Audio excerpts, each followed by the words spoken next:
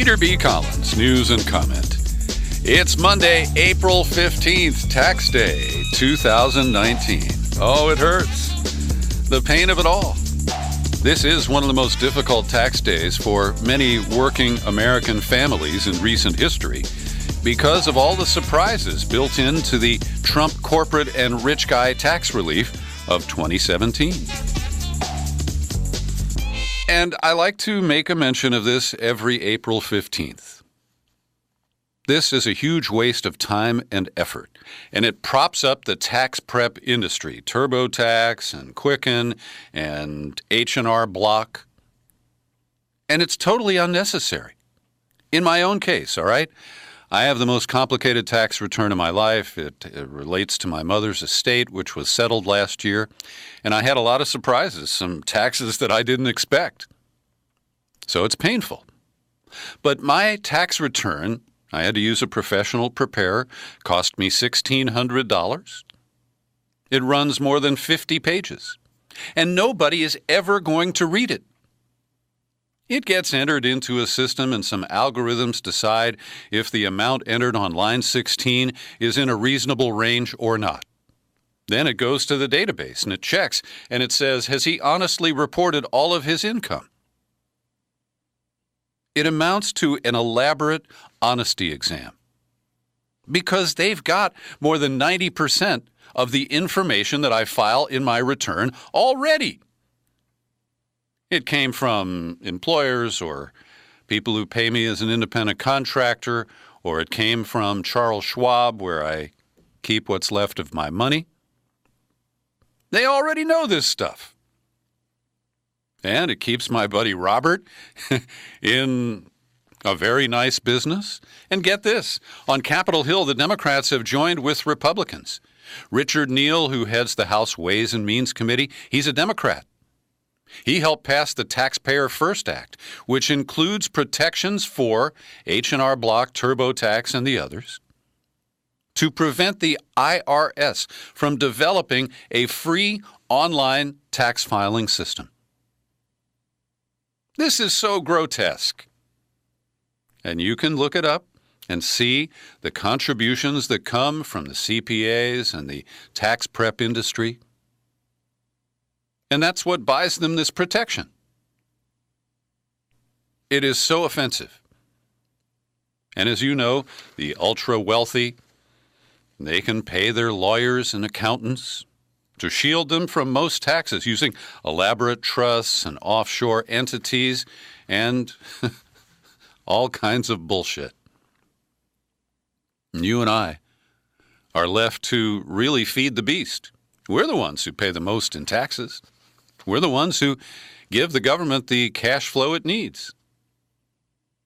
And I want to reference Klaus Mara's story at Who, What, Why today, trying to get people to have realistic expectations if Richie Neal gets a hold of Trump's tax returns. Because number one, he only has the right to look at them, not to release them.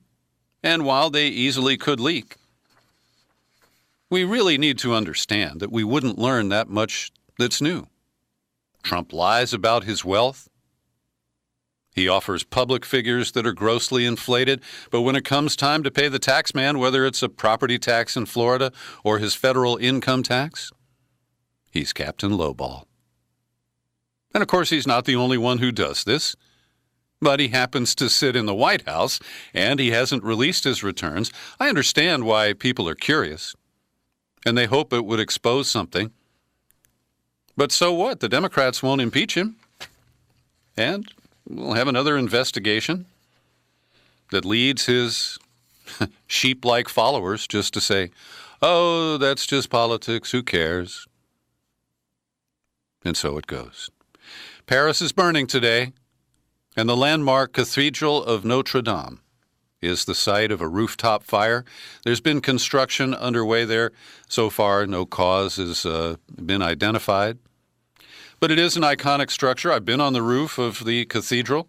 I have a little miniature gargoyle. You know what those are? They're these sculptures that are used as water downspouts.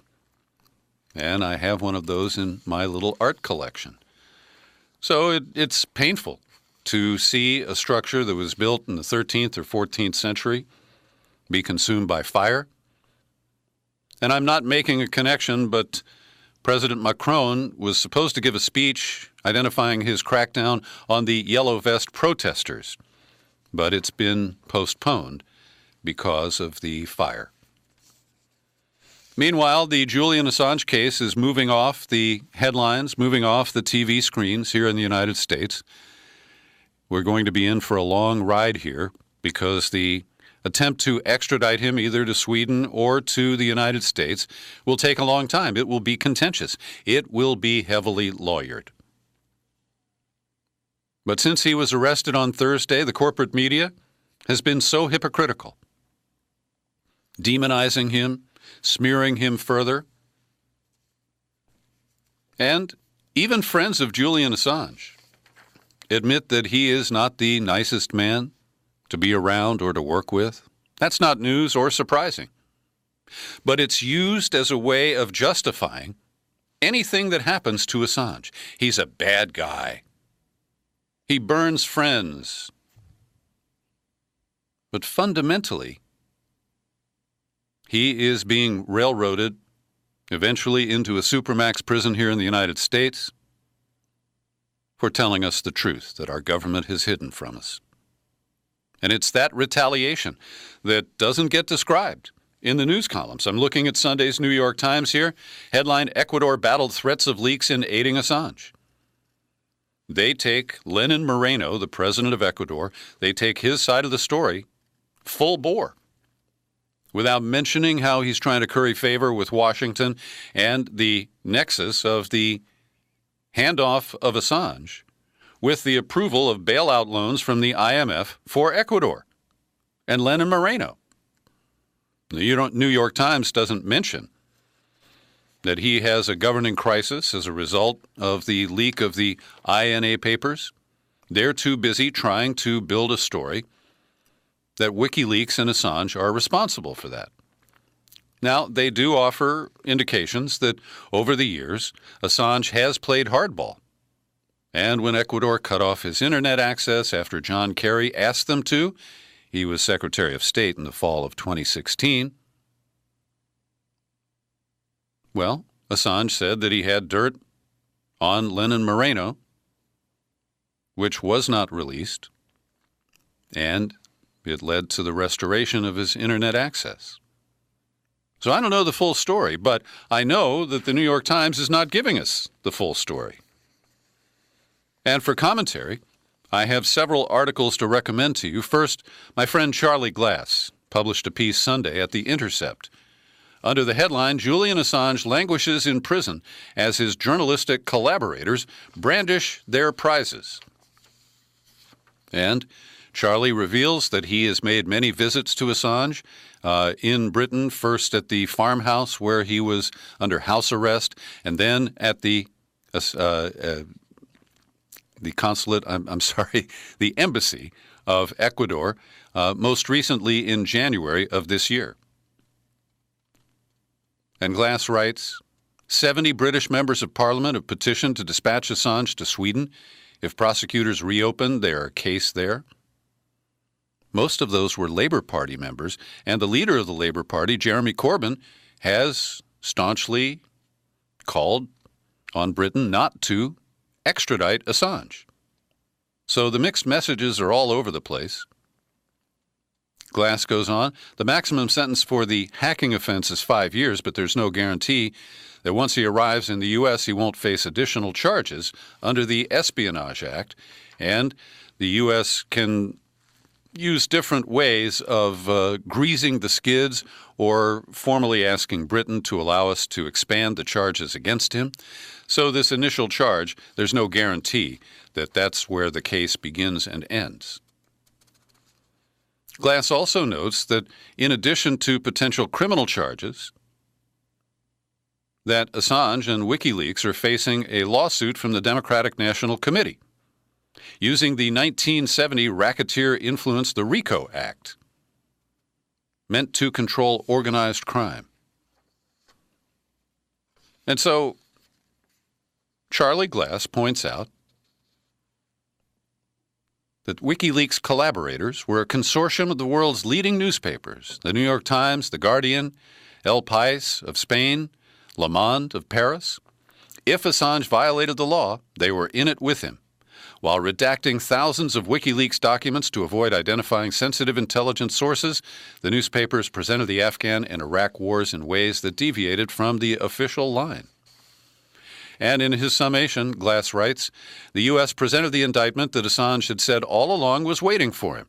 And so Assange waits to know whether he will ever be free again, while journalists who published his leaked documents continue working without fear of prosecution, and in some cases brandish their journalism prizes while denouncing the man who made them possible.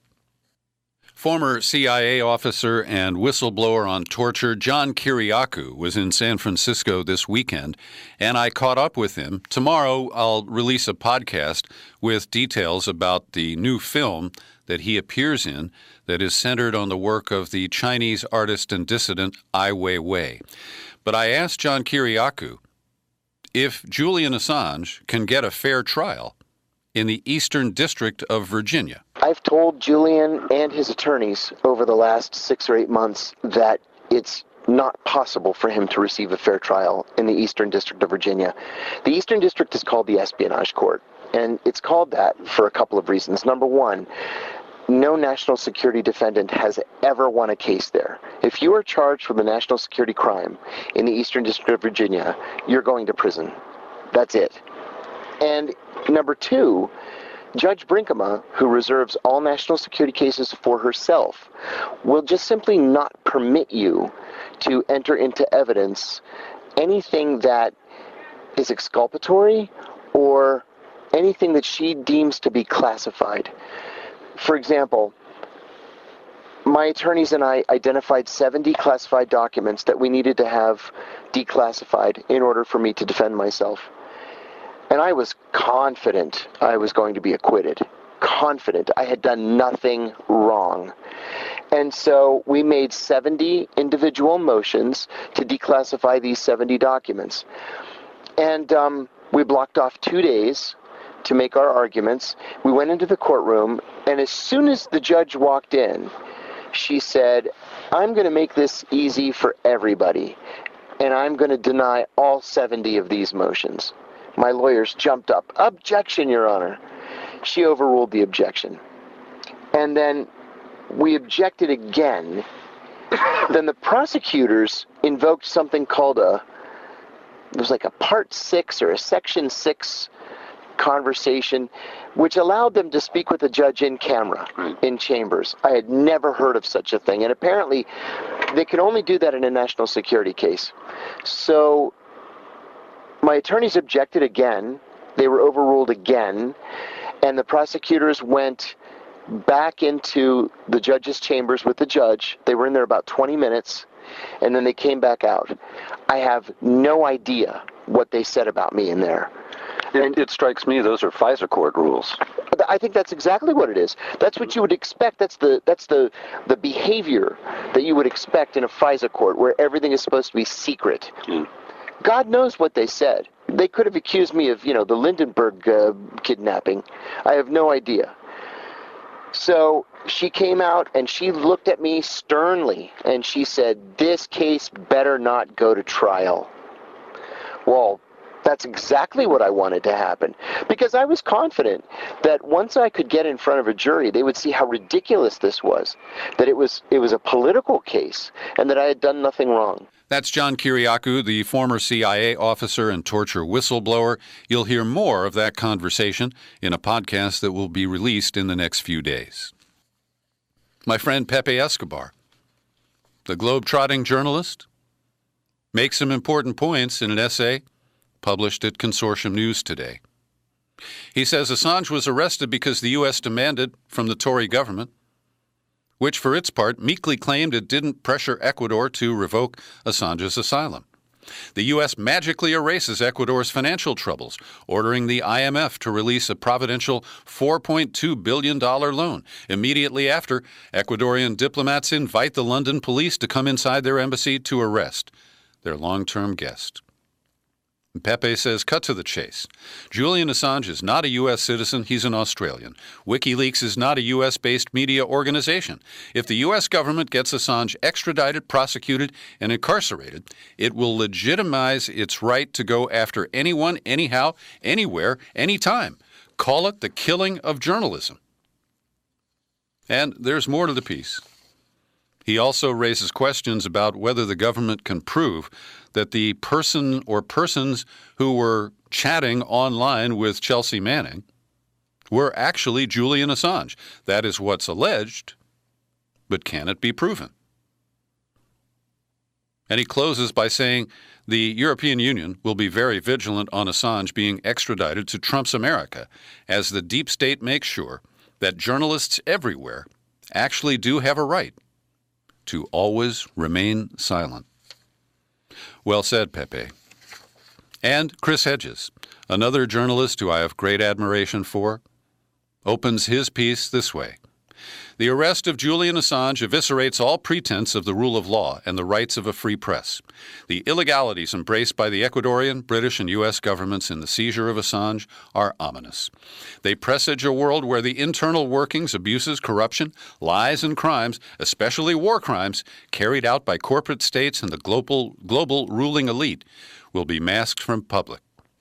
They presage a world where those with the courage and integrity to expose the misuse of power will be hunted down, tortured, subjected to sham trials, and given lifetime prison terms in solitary confinement.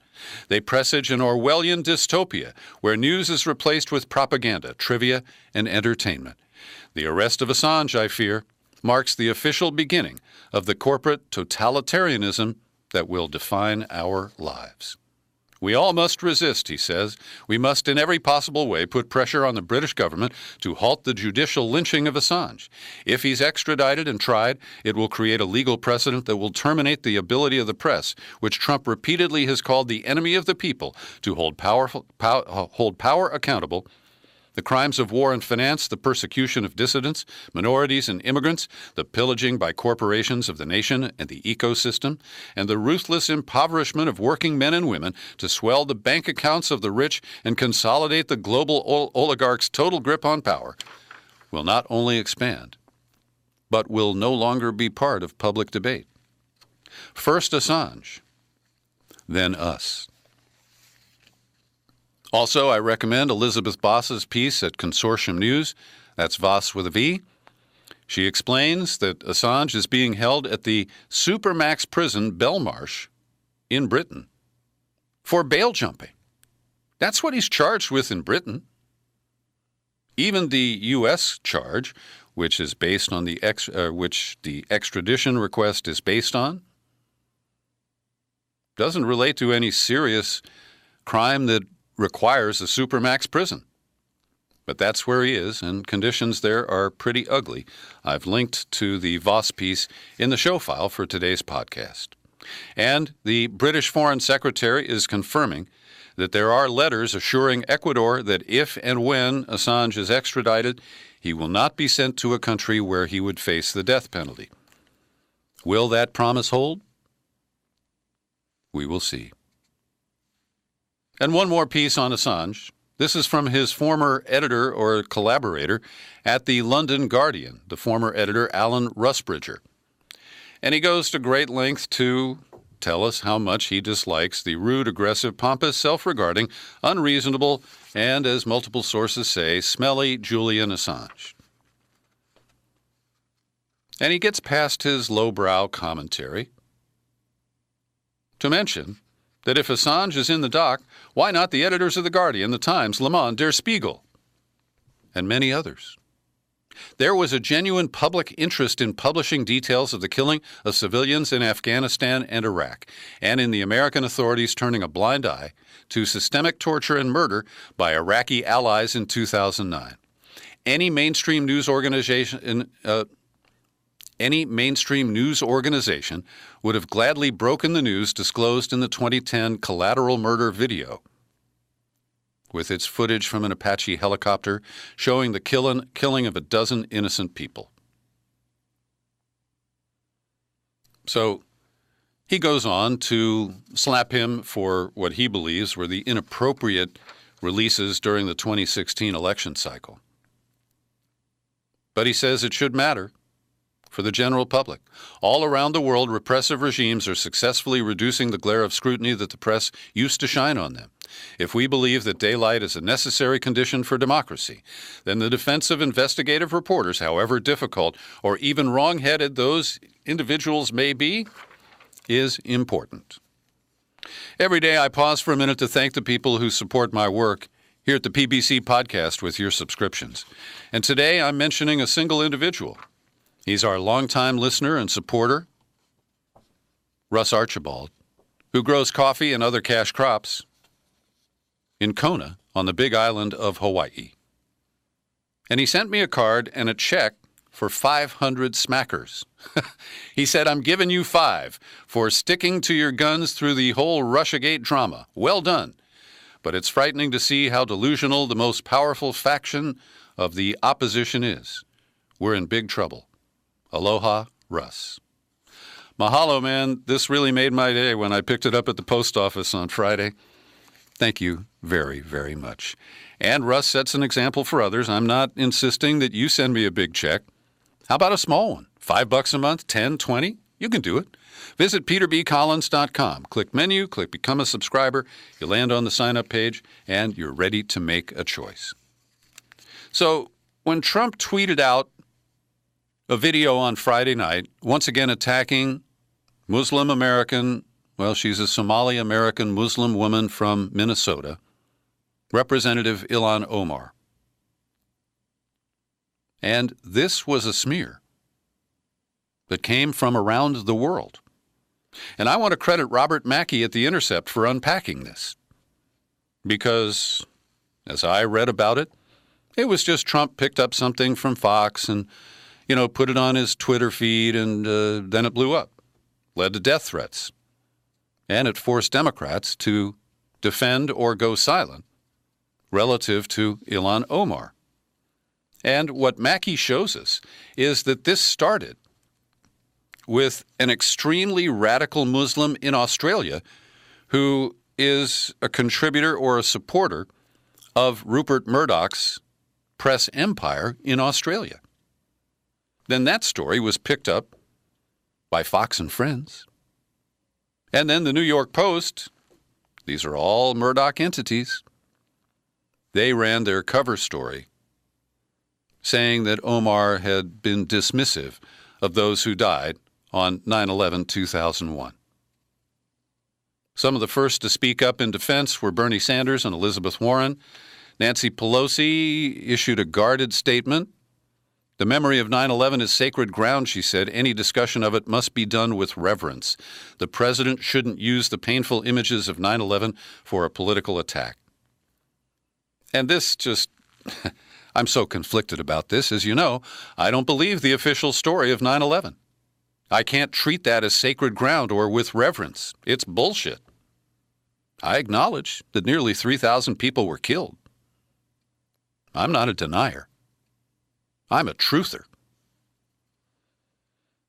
But when you look at the full context of what Ilhan Omar said, once again, it doesn't deserve this kind of criticism. And it took almost a month for the right wing to mount this attack. The full comment she made at a meeting of the Council on American Islamic Relations, CAIR. "For far too long, we have lived with the discomfort of being a second-class citizen, and frankly, I'm tired of it. And every single Muslim in this country should be tired of it. CAIR was founded after 9/11 because they recognized that some people did something and that all of us were starting to lose access to our civil liberties." Now, Robert Mackey says, although Omar's reference to the attackers having been Muslims was vague, it was not, as her enemies claimed, flip or dismissive. Nor was it intended as a description of the attack itself. She was talking about Islamophobia. But that doesn't matter. She and Alexandria Ocasio-Cortez and Rashida Tlaib are under microscopic coverage. One of them has been mentioned on Fox News every day for the last month. There's some phenomenal number I saw on Facebook of the number of stories covering these women. And I got a Facebook friend who's a former radio guy who fired me once. And he keeps posting this stuff, and I called him out on it this morning. I said, Carl, you're kind of obsessed with AOC.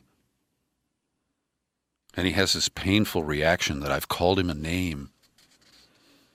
And he's not obsessed, he's just aware. So, where did this start? Well, it started in Australia with, here he is, a Shiite Muslim cleric, Mohammed Tawhidi, Tawhidi. Then it was picked up by Congressman Dan Crenshaw, a Texas Republican, who tweeted it. That then became the basis for a segment broadcast on Fox and Friends on Wednesday morning. Then the New York Post picks up the Fox and Friends story. And then Trump tweets it on Friday evening. And while some of Omar's reaction to Trump's tweets have been published, I haven't seen this part, so I want to read it to you. Violent crimes and other acts of hate by right-wing extremists and white nationalists are on the rise in this country and around the world. We can no longer ignore that they are being encouraged by the occupant of the highest office in the land. Counties that hosted a 2016 Trump rally saw a 226% increase in hate crimes in the months following the rally. And assaults increase when cities host Trump rallies. This is particularly concerning because the president is visiting my home state of Minnesota today, Monday. Violent rhetoric and all forms of hate speech have no place in our society, much less from our country's commander-in-chief. We're all Americans. This is endangering lives. It has to stop. Now, Mackey goes on to publish the tweets of many Democratic leaders, and I invite you to examine them carefully, because some did speak up courageously. Many others have very carefully crafted comments designed to avoid offending the people who've attacked Omar. And many others are just completely silent. There's a good op-ed in The Guardian today by Mustafa Bayoumi about Omar and this case. I encourage you to check it out. In the interest of time, I want to move on to some other stories here. So the Trump administration has promoted a guy named Elon Carr to become the new special envoy for combating anti-Semitism. And he basically said that there is no difference between anti-Zionism and anti-Semitism.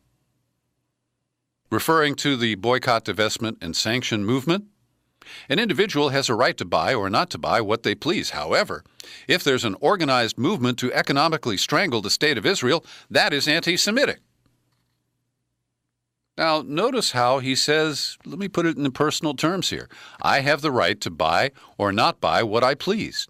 But because there is an organized movement to economically penalize the state of Israel, that is anti-Semitic. I'm not allowed to use my economic power against Israel, even if my intention is not against Jews, but it's against the government and its policies. This is really dangerous. And as you see anti-Semitism used in a weaponized fashion against people like Ilhan Omar, it's quite frightening. And where are the critics? Where are democratic free speech advocates? They're making calls to their contributors. Meanwhile, Netanyahu is said to be building a coalition that is indictment-proof. He may even ask for legislation to say that a sitting prime minister cannot be indicted and prosecuted. He is as corrupt as they come, and he thinks he can buy protection. There is a series that was launched yesterday in the New York Times on Sunday. They spent 11 pages in their commentary section, the opinion section, with articles that are interesting about how the big tech companies collect our data. This was combined with a front page story with the headline, Google's Dragnet Ensnares Criminals, among others. They talk about a case of a guy in Arizona, Jorge Molina, who was arrested and then released after cell phone data that was provided by Google under a warrant to law enforcement officials placed him near a crime scene. Now, the actual perpetrator was later found. But Google is operating like Stingray. That is the surveillance system that poses to be a cell phone tower, requires all phones to check in with it. It is a dragnet system. It has no place under our legal system, but it's widely used. And what I find fascinating is in all the ink spilled and all the trees killed to talk about privacy, and there are important concerns expressed here, not a word that I found, and I read it pretty carefully, not a word about government surveillance. I guess that's just old news. So last time Trump went to the border, he was there with his former Homeland Security Director, Kirstjen Nielsen. And tagging along was Kevin McAleenan, who is now named as the temporary replacement, the acting Secretary of Homeland Security. And apparently with Nielsen present, Trump made a request that McAleenan shut down the southern border. And Trump told him that if he had any legal complications as a result, that Trump would pardon him. This is a new low, even for Trump. And he continues to go low with this threat to transfer immigrants from the southern border into sanctuary cities like San Francisco or Oakland. He taunted the mayor of Oakland, and he's done that before because she gave a warning to the public that ICE was going to conduct some raids. And Trump said, "So interesting to see the mayor of Oakland and other sanctuary cities not want our currently detained immigrants after release due to the ridiculous court-ordered 20-day rule. If they don't want to serve our nation by taking care of them, why should other cities and towns?" And Mayor Schaaf tweeted back, "It's time to stop fanning hate and division. Real Donald Trump, I've been consistent and clear. Oakland welcomes all, no matter where you came from or how you got here." There is more news today, a wave of Democrats officially announcing for president, but I've run out of time for today. I'll get to that tomorrow. I also want to note that the Justice Department has announced that Thursday we will see the Bill Barr redacted version of Robert Mueller's report. It will be released to Congress and the public, they say, on Thursday morning, so that it will be ignored and forgotten over the long Easter break. Thanks for listening to this daily news and comment podcast. Feel free to share it all over the place. You'll find it on YouTube. And I'm still Peter B. Collins. Happy trails to you until we meet again. Happy trails to you. Keep smiling.